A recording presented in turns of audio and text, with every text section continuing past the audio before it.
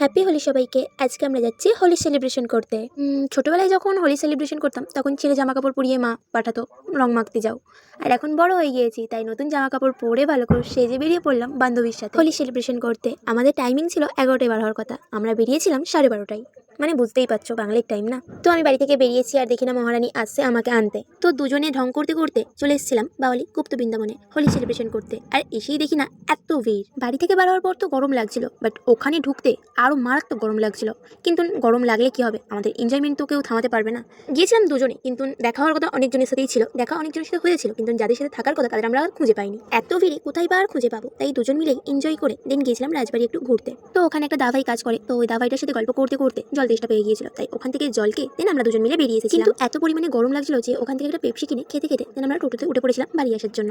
আমরা তো হোলিতে বিশাল এনজয় করলাম। আর তোমরা কিরকম এনজয় করলে, প্রিয় মানুষের সাথে কিরকম হোলি কাটালে, প্রথম রঙ কি প্রিয় মানুষের হাতে মাখতে পারলে কমেন্টে অবশ্যই জানিও। টাটা।